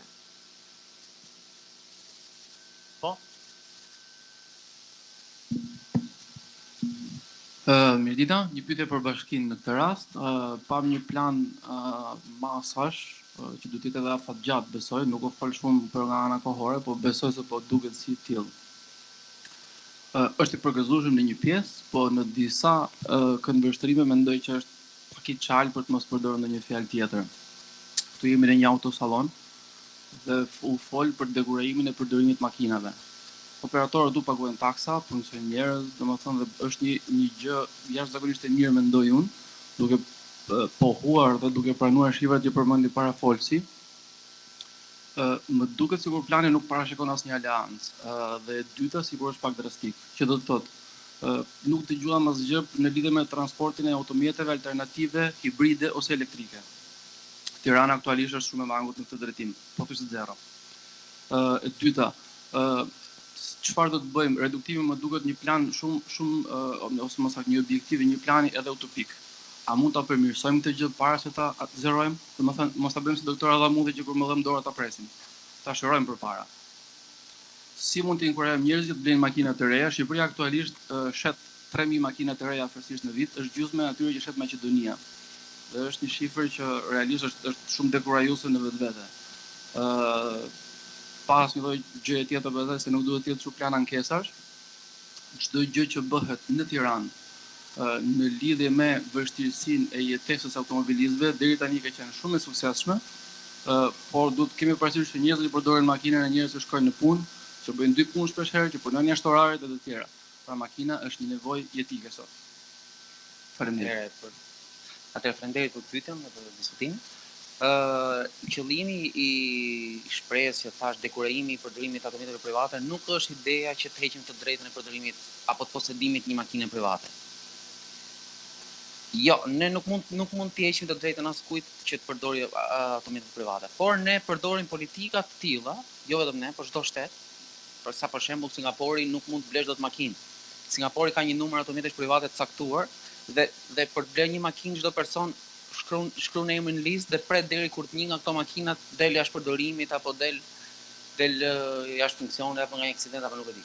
Më fal, në Maqedoni ndërkohë t'japin 3500 euro kontribut nëse blen një makinë elektrike. Domethënë shembujt janë nga të gjitha ngjyrat, kështu që po domethënë jo, ideja është shpjegimi që ne nuk heqim të drejtën e përdorimit. Ne vendosim politika, siç është përmirësimi i transportit publik, me qëllim që njerëzit kalojnë nga sa një pjesë, jo 100%, por një pjesë sado e vogël, sado pak e vogël, nga përdorimi i automjeteve private në transportin publik. Ndërsa për sa i përket transportit alternativ, edhe prezantimi ishte shumë i shkurtër. Në lidhje me makinat hibride elektrike, shpjegova pak në lidhje me licencimin, me masat e marra për licencimin e shërbimit taksi. Sot siç e dim, disa taksi janë elektrike në Tiranë. Për shembull Green Taxi, mos më vjen emra çështë reklame, po thjesht për shembull. Green Taxi ka gjithë flotën e ka elektrike. Infrastruktura e karikimit me makinave është shumë e dobët. Ka disa pika karikimi në Tiranë, është një të sheshin në Tereza, janë tek parkimet në Toksore, tek stacioni i trenit dhe sheshit Skënderbej. Domethënë janë shumë pak. Kuptohet që kjo është infrastrukturë kërkon mjaft investim dhe përveç faktin që makinat janë të pak në numër, investimi është një diskutim. Një tjetër pikë ishte edhe Bashkia e Tiranës që kemi vendosur tani së fundi. Domethënë edhe këtë preka, domethënë bashkia ka në plan të saj edhe makinat elektrike dhe incentivimin, por bashkia përgjigjet për pjesën që i takon bashkisë në rastin siç thash licencimin e taksive. Jo, nuk heq të drejtën apo nuk vendos lidhje me posedimin e automjeteve. Mund të vendosin stacione karikimi, po thosha unë. Po pra, siç po ta thash janë vendosur disa. Një është te Spitali Vgeja, tjetra është e përgëzueshme pjesa që është e përgëzueshme, është e kritikueshme pjesa që është e kritikueshme, thjesht jo për polemikë. Domethënë pyetja që ndronte për pjesën e kritikueshme, jo për pjesën e përgëzueshme, se aty mund të mbarë suksesin. Okej, po kuptoj. Po mos harrojmë faktin që plani i rregullues i fundit, plani i përgjithshëm lokal është miratuar në vitin 2016 dhe jemi në hapat e parë të planit. Plani ka targetin deri në 2030. Jo çdo gjë mund të bëhet me buton, kërkon kohën e vet, edhe ristrukturimi i transportit publik kërkon kohën e vet. Ne i mshem shumë faktit të përdorimit të transportit publik me qëllim reduktimin e ndotjes, uljes trafikut, që cilë edhe të gjithë të mirat e veta më tonë. Po, të japi mikrofonin, vazhdo, shton. Jo, doja të shtoja se ishte të përdorimi i makinave që gjithkush e përdor sepse shkon në punë, vjen nga puna, por ne si popull nuk kemi dhe shumë edukat. Jemi të pa edukuar në konceptin e përdorimit të automjeteve apo përdorimit të mjeteve alternative. Neve për të shkuar në një distancë shumë të shkurtër dhe mund të them që Tirana është e aksesueshme në këmbë në të gjithë sipërfaqen e tij, gjithkush përdor makinë. Nuk heq ditët e dimrit, e ftohta apo ekstremet. E kemi më kollaj që të hypim makinës dhe të shkojmë. Nuk pikërisht, kjo është shumë gjë pozitive. Kjo është gjë shumë pozitive dhe gjithë secili duhet mendoj që kur hyp, unë mendoj edhe për im shoq, për të shkuar për të kaluar qendër nga një anë, ka më kollaj të hypi makinës. Dhe I them, sa herë që shtyp gazin mendo për fëmin tënd, sepse Po, kolegu? Bëj vetëm një pyetje për pjesën e bashkisë, për këtë pjesën e dekorajimit makinave në qytet. Tani, si ka mundësi që ne gjithmonë bllokojmë rrugët para se të hapim rrugë të reja. Nuk kemi bllokuar qendrën pa bërë një unas të madhe. Bëjmë një punim tjetër pa hap një rrugë tjetër. Pse nuk bëjmë parën punimin, lirojmë trafikun dhe pastaj bëjmë punimet. Bllokojmë çdo rrugë, bllokojmë dhe gjithë Tiranën Po të paktën lirojmë rrugët alternative. Atëherë, çdo projekt ka fazat e veta. Për kompletimin e unazave, fillon procedura e shpronësimeve, procedura e vlerësimit strategjik të mjedisit, e kështu me radhë. Kjo merr një kohë mjaft gjatë. Ndërkohë që rastin e meqenëse përmendet edhe sheshin e Tiranës ishte po ashtu një nga vizionet e bashkisë, që është promovimi i ecjes në këmbë. Sheshi Skënderbeu kriju si zonë pedonale pikërisht për këtë arsye, për të promovu ecjen në këmbë, që është më imediate dhe ishte më e thjeshta për ta bërë, më shumë dhe më e shpejta për ta bërë. Jo, po e kuptoj për dhe përveç kësaj është e pjesa e identifikimit një qyteti. Jo, problemi është për pjesën e ndotjes, ato makina që sot rinë trafik, na ndosin gjithë neve, se ato makina sot kanë ndaluar, ndotja vazhdon, kondicioneri punon, rrit xhiro, ndotja është akoma më lart dhe ne ndodhemi më shumë. Dhe parimisht ne nuk kemi zgjidhur gjë, po kemi shtuar ndotjen në qytet. Edhe ne nuk pretendojmë që kemi zgjidhur dhe do zgjidhim trafikun, ne pretendojmë të përmirësojmë trafikun. Domethënë zgjidhja e trafikut në shumë vende të botës është problem. Dhe në çdo trajnim apo forum që mund të marrim pjesë jashtë, asnjë nuk thotë që ne zgjidhim trafikun. Gjithmonë është fjala ne tentojmë përmirësojmë trafikun. Ne e shtojmë, ky është problemi, mos ta shtojmë. Një shembull që mund ta tregoj ishte sheshi Kartëpi apo Zoguzi. Aty po ta shihni krijohet trafik i pa kuptueshëm. E morëm bëm matjet përkatëse, e hodhëm në sistem në softverët e simulimit trafikut. Vetë sistemi ka përparësitë që zbatohen bazë rregullore. Në ato dhona, rrethrotëllimi Zoguzi nuk duhet ishte I bllokuar. Hoqën prioritetet e sistemi e kthym alla shqiptarçe, le të themi, dhe u borëm u blloku. Fajtorët e parë jemi vetë ne përdoruesit, atje në rrugë. Asnjë nuk e zbaton rregulloren. Dikush është telefon, dikush bën mohabet me një tjetër te, domethënë fajesh I përbashkët, nuk mund ta lëm dot as bashkisë, as policisë apo. Edhe një pyetje të fundit. A ndikon realisht vendosja e 3 semaforëve nga prak në fluksin hyrjes të makinave në Tiranë? Se po ta shikosh nga Shqiponja dhe deri ke Kaza Italia është e bllokuar. Komplet pjesa e Laprakës bllokohet, Tirana është liru disi nga trafiku. Është bërë vetë nga bashkia apo ka qenë nga strategjitë, do të tregoj. Qëllimi I vendosjes së semaforit është organizimi apo menaxhimi I fluksit trafikut, gjithashtu dhe I rritjes sigurisë rrugore. Semafori I parë që kalon nga sheshi Shqiponja është ai tek bloku Gintash. Ai është vendosur për kalimin e komsorëve. Aty nga statistikat ne e qushim si hotspot ato si njollë zezë për aksidente. Atëherë ne jemi detyruar të vendosim një semafor atje. Kemi tentuar më përpara edhe kolegët e tjerë të bashkisë kanë tentuar të vendosin mbi kalime, nuk përdoren nga qytetarët mbi kalime. Dhe atëherë kemi gjetë zgjidhjen e semaforëve me buton. Ai është semafor që qëndron gjithmonë jeshile për automjetet dhe nëse këngësorët duhet kalojnë, shtypin butonin. Semaforët kanë këtë qëllim pra. Dhe kuptohet që ne menaxhojmë trafikun mbas kamerave dhe atyre sensorëve që tham, duke matur, pra duke liruar për shtrënguar trafikun në hyrje të Tiranës. Mirë, pyetje fundit? Më tepër vetëm një kështu. Jo, se mos kanë ata prit njerëz, e ngritën dorën çfarë? Jo. Një më tepër si përmbledh se çfarë duhet kuptojmë. Për të thënë më tepër si e gjykojmë ne. Problemi është ne paguajmë shumë kosto nga aksidentet rrugore. Është një kosto e madhe që e paguajmë ne si shoqëri nga gjithë aksidentet rrugore që ndodhin. Dhe në këtë aspekt duhet të jenë kompanitë e sigurimit që duhet të jenë të interesuara që të ulen të vlerat e aksidenteve. Ka shumë vite që ajo TPL-a ka ngel ashtu standard, nuk ndryshon. Pritet ku të dush është njësoj. Urojmë fillojë sistemi bonus malus dhe tani se kemi parë aktiv. Ndërkohë që paguajmë shumë për aksidente, shumë para, ne si shoqëri. Paguajmë shumë para nga harxhimi kot i karburantit, i cili lidhet me ndotjen, një ndotje e shtuar, që prap ne si shoqëri paguajmë shumë për kurimin, për sistemimin e gjithë tjerat me ta, dhe janë gjithë këto para që shpenzohen nga shoqëria jonë, që mund të jipeshin benefit në qoftë se ne si shoqëri heqim dorë nga këto automjete kaq të vjetra që kemi në përdorim. Pra nuk po themi qeveria do fali lek, nuk po kërkojmë këtë. Po themi, po i japim mundësi. Maqedonia fal. Por nuk quhet falje ma, nëse ti si shoqëri, po nëse ti si shoqëri harxhon për një automjet të ri, jep 2000 euro incentiv, do kursesh si shoqëri rreth 4000-5000 tjera. I kemi standardet si janë bërë edhe të tjera, sa është credit return rate. Pra nuk është harxhim, nuk po fal gjë. Ti vetë si shoqëri do kesh disa shpenzime më pak në ilaçe, në dëme nga aksidentet rrugore e tjera më radhë. Këtë duhet është shumë e vështirë me asnjë intelektual në Shqipëri këtë, as udhëheqësit e mëdhenj që ua kemi shpjeguar në 100. Po japim lekë as populli se kupton, nuk e kupton. Dhe tjetra, çfarë ndodh këtu ka ne? Paktën çfarë vëmë re ne me makinat e reja çdo vit, është që çojmë shumë lek jashtë shtetit më vonë. Kjo është problemi i madh. Shumë lek të shqiptarëve, shumë para shkojnë në të zezë jashtë shtetit. Pse ndodh? Ndodh sepse këtu brenda nuk kemi treg të brendshëm.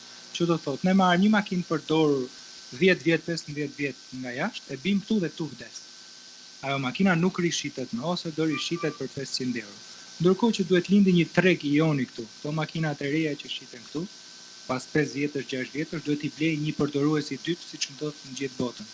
Kjo hall këtu mungon komplet pikërisht për këtyre incentivave dhe pikërisht sa ai që ka bler një makinë të re, ka vështirësi të jashtëzakonshme ta rishesë, sepse i vjen nga Gjermania 1 kilometra të trokuara, një makinë aksidentuar, shumë të tjera me radhë që nuk dihet si hyn këtu në Shqipëri. Edhe një që është për kilometrazhi i ndjetra. Është problem aty. Kështu që nuk është që po kërkojmë incentiva na falni. Jo, nuk kërkojmë falet asgjë. Kërkojmë incentiva për të ulur disa shpenzime të tjera që janë disa herë më të larta që i pagon kjo shoqëria jonë. Do me thënë, që ta kuptojnë gjithë kolegët që janë këtu. Shkon, llogaritja e përgjithshme botërore shkon deri në 5% të prodhimit brendshëm bruto, për vende si Shqipëria shkon deri 3-4%. Do me thënë, Ministria e Kulturës merr 1%, Ministria e Aksidenteve Rrugore merr një 4%. Do janë 4 ministri kulture brenda. Që do thotë, njëri kur vdes nuk prodhon më. Lë një 3 jetim në mbrapa. Lë prindrit edhe motrat dhe vëllezërit gjyqeve. Lë sherrin mbrapa se jo më vrave, jo të vrava, jo do më vrasësh, jo do më mbyllësh, jo do të mbyll. Lë prokurorin që në vend që të kapi në një ajdut ana i vrasës ana i gjë, merret me manipulime aktesh, me vjedhje, me gjëra ndaj këtij byra. Lë gjykatat që një gjyqtar duhet të bëjë një 10 gjyqje në ditë, sikur është, nuk e di, robot. E shumë gjëra të tjera që vetëm si thua, aksidenti është vetëm parathënia, vetëm alfa, pastaj është e beta, janë 1000 procese pune që ndodhin. E të gjithë përpiqen, e kanë kuptuar, e gjithë përpiqen të përfitojnë pak nga kjo. Ndërkohë që duhet të merren me zgjidhjen e këtij problemi që është dhimbje kombëtare. Duke lënë me këtë mendim, ju falenderoj jashtëzakonisht, duke filluar që nga panelistët tanë të nderuar dhe në institucionet përkatëse, po edhe nga kolegët që dëgjuan me vëmendje shumë të madhe, duke shpresuar që ato 0.1 gram që mund të kemi ndikuar në mendjen e secilit të ndikojmë edhe të tjerët. Ju falenderoj shumë.